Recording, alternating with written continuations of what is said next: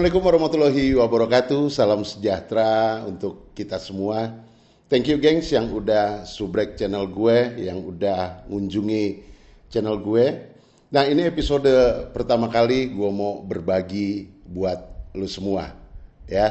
Gue mau ngangkat ada satu waktu kita kecil lah ya. Kecil atau nggak tahu nih gue seumuran sama lu apa enggak ya. Waktu itu gue coba mainin ini di sekitar tahun 80 lah, 80-an.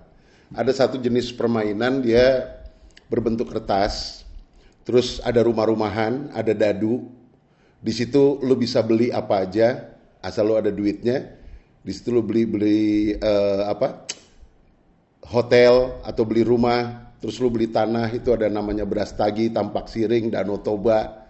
Pasti lu udah tahu semua. Gue mau bahas apa untuk episode pertama gue ini. Ya, betul. Monopoli. Ya, permainan monopoli. Dulu ada Ludo, ada Halma, ada Congklak. Nanti juga gue mau bahas itu. Awal dari siapa sih penemu monopoli itu. Oke? Tetap stay tune. Biar nanti gue coba berbagi sama lu semua. Oke, gengs. Ini pertama yang gue mau kasih ke lo. Check it out.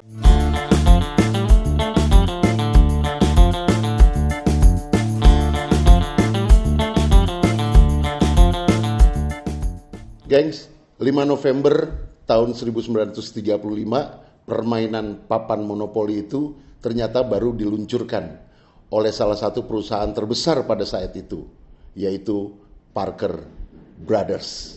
Dia mulai itu diluncurkan ke pasaran-pasaran dan dicoba dimasuk-masukkan ke toko-toko terbesar pada saat itu.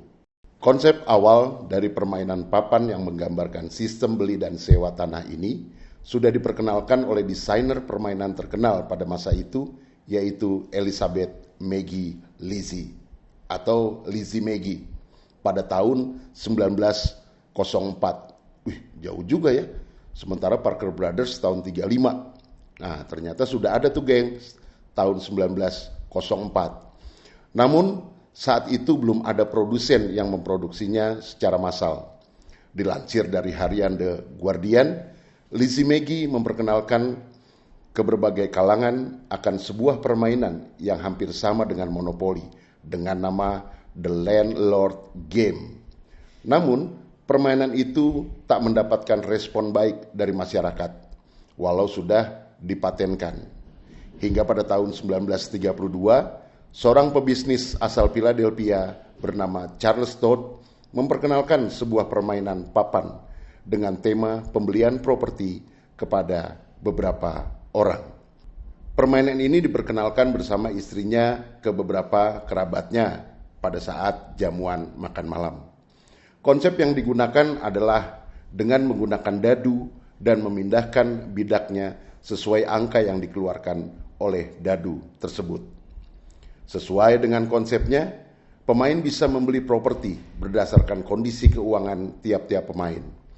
Permainan ini tak memiliki nama resmi dan tidak dijual, hanya diteruskan dan dimainkan dari teman ke teman oleh Todd. Namun banyak orang yang menyebutnya sebagai monopoli. Berawal dari Todd, konsep permainan ini sampai ke Charles Darrow, temannya. Darrow ingin Todd untuk menuliskan secara pasti peraturan yang digunakan. Hingga akhirnya konsep permainan terus dikembangkan oleh Darrow dan mulai memperkenalkan dan mempatenkan dan menjualnya ke sebuah produsen permainan bernama Parker Brothers. Konsep monopoli semakin dikembangkan dengan inovasi yang lebih mumpuni. Tak sekedar sistem jual beli, tapi secara keseluruhan permainan yang dibawa Charles Darrow ke Parker Brothers kini telah terjual ratusan juta kopi di seluruh dunia. Dan ia menerima royalti sepanjang hidupnya. Dan akhirnya pada Januari tahun 1936, Lizzie Maggie memberikan keterangan kepada Washington Post dan Washington Evening Star. Dia sangat marah, dia sakit hati dan merasa kecewa kepada perusahaan yang telah mencuri ide dan sekarang menjadi laris di pasaran.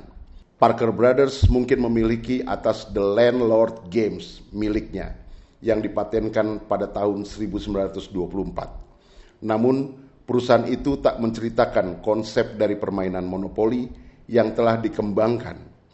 Kasus permainan ini berkepanjangan hingga sampai ke meja hijau berkaitan mengenai hak paten dari permainan itu. Pada tahun 1973, permainan anti-monopoli dirilis oleh kelompok yang pro dengan Lizzie Magie. Gengs, Parker Brothers menuntut kelompok tersebut, namun saat itulah terungkap siapa sesungguhnya yang menciptakan permainan papan yang lebih dikenal dengan nama monopoli. Meski demikian, sampai saat ini permainan masih bisa ditemukan dan banyak dimainkan oleh beberapa kalangan, terlepas dari kasus yang berkepanjangan. Itu tadi sekelumit tentang permainan monopoli yang sudah kita mainkan dari tahun 80-an. Minimal bisa menjadi bahan renungan, bukan renungan ya, minimal bisa menjadi bahan masukan buat teman-teman. Di saat lo main monopoli, minimal kita tahu sejarah monopoli seperti apa. Thank you gengs yang udah mampir di channel gua, tetap support gua, dan jangan lupa klik tombol loncengnya supaya setiap ada notif gua bikin video baru, lo dapet. Thank you and salam sehat buat kita semua. Bye.